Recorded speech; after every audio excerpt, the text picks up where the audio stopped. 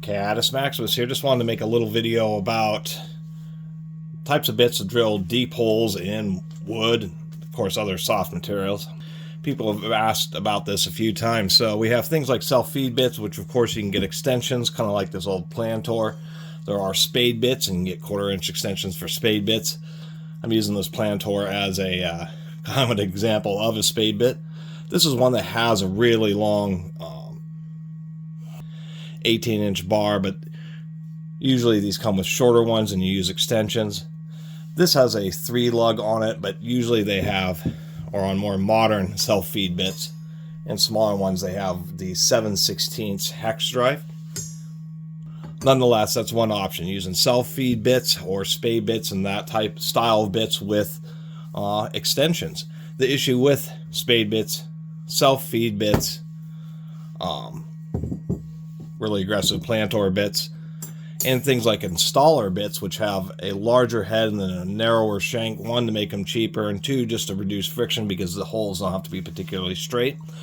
Which is the issue with these style of bits, is that you have to be real careful to try to drill straight. And if you're drilling through one section of like wood and then there's a gap and then you have to go through another section, that's a real big issue, because of course when you have extensions on these kinds of bits, once you break through that, first section, it's going to want to fall off, and it's really difficult to get it to be in the same center line once you pass through that first hole and get into the second hole. And the fact that you have to be real careful, since there isn't just very much material keeping it stable in the hole that you're making. So even if you're drilling through a tree or railroad ties or something like that, the lack of, I'll call it, a stabilizing diameter in these types of bits means that if you're not super careful to push through exactly evenly through the entire hole, if you just rock a little bit back and forth or up and down, you'll have a hole that ends up wavy. And that's the big issue with these bits. So in order to get nice straight holes, there is not as many options. This is a concrete bit, but I wanted to point out that that's what they do on concrete bits, because they have to, in masonry, you really need the holes to be straight. So they're just a full diameter all the way up on the long bits. As far as wood, you have things known as aircraft drills, which are just drills that have are extra long. This happens to be a 1/2 inch by 12 inch, but they have a solid shank and then just some flutes at the end. The solid shank is just to make the drill bit more even. These are probably some of the easier types of drill bits to find as far as long twist drills. But they're annoying because you have to hunt, you have to pack and pull out a whole bunch of times, just because there's not much fluting there. There is, of course, such as in this case, this is a 18-inch by 1/4 inch high-speed steel. This is like a standard 1/4 inch twist drill. It just happens to be 18 inches long. This is another option. It has much more flute, so it can carry the debris away. But of course, being a high-speed steel twist drill, a little bit more expensive, but it is an available option. Of course, they have them in all sorts of sizes. And then there's the ubiquitous ship augers.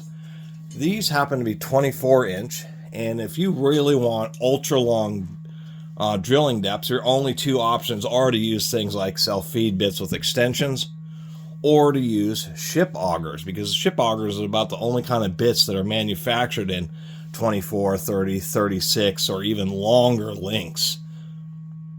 And yes, you can easily or regularly find very long ship auger bits. Now, of course, the reason that these are essentially the standard for holes up through about 1.5 inches. Once you get beyond 1.5 inches, you have some tougher choices on realizing that you may have to use, if you need a 2 or 2.5 inch hole, you're just going to end up having to use a self-feed bit and just be real careful and pay a lot of attention to you're drilling the hole straight. Because, of course, augers only go to about 1.5 inches. That is for two reasons. One, it starts becoming a whole lot of weight of steel. 1.5 inches by 24-inch auger is probably going to weigh, 7 to 10 pounds just for the bit itself. The second thing is of course, they're full diameter all the way up. Augers are designed to have a hole really deep fluting to try to get rid of the wood chips. But this diameter means that it's being stabilized. So as you drill down through the material, all these flutes are making sure this bit stays in that essentially original alignment. If you're drilling through, you know, a wall where you're going through multiple sections of wood, 2x4s and that type of stuff, of course you drill through the first section, and then that hole supports the bit. So when you go through the second section, as long as you just make sure not to tilt it up and down too much, you'll end up with a nice straight hole through past air gaps, which is another advantage. But back to why they stop around 1.5 inches. One is just due to the mass and weight of the bit. The second thing is friction. Obviously, you have a ton of flutes here, you know, just on these 24-inch ones. These are some old Irwins. I like old Irwin bits, but not their new ones. I just thought I was curious that these are slightly different generations. This is Irwin USA, and this is an Irwin US of A. Anyway, 1.5-inch auger bit, when you're trying to drill through a tree or railroad ties or that type of stuff, you know, to put, you know, landscapers use these to drill through multiple railroad ties to put rebar through them and tie them together. But there's just a ton of friction. I mean, once you get like a foot and a half down through the material, there is just a lot of friction.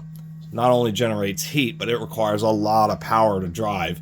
And at around 1.5 inches, you start getting into the realm where you need a 3/4 inch drill to drive a big old auger through a super deep hole. Many times what they do is they hunt and peck, making sure they get all the chips cleared out. Or I should say peck drilling, where you drill some and you pull the bit all the way out.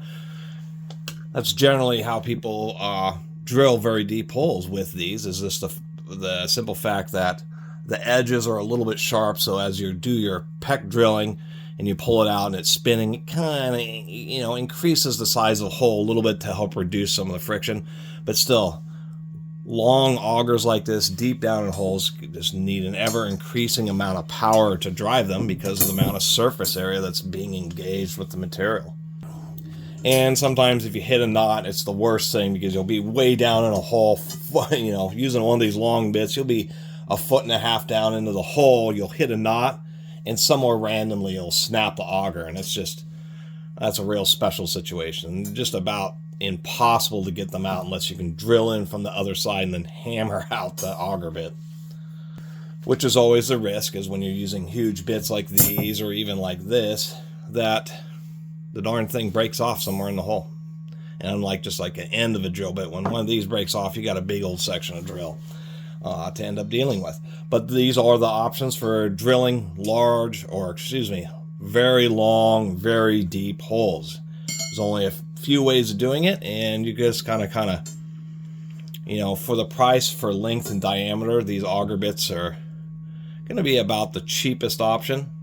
And once again, for larger holes, you just have to deal with what is essentially a suboptimal option. But that's about it, and this was kind of a response to a comment on one of my drill bit videos on how to drill deep holes. And once again, these are some of the more common tools, and the ship augers are going to be the #1 easiest available, and you can get them in huge lengths, like I said, more than 3 feet long. And what is nice about them is they drill pretty straight holes, very long straight holes. You just have to be careful using them, just to make sure you don't end up bending or breaking the bit or that type of stuff. And running them slow. Anyway, thanks for watching.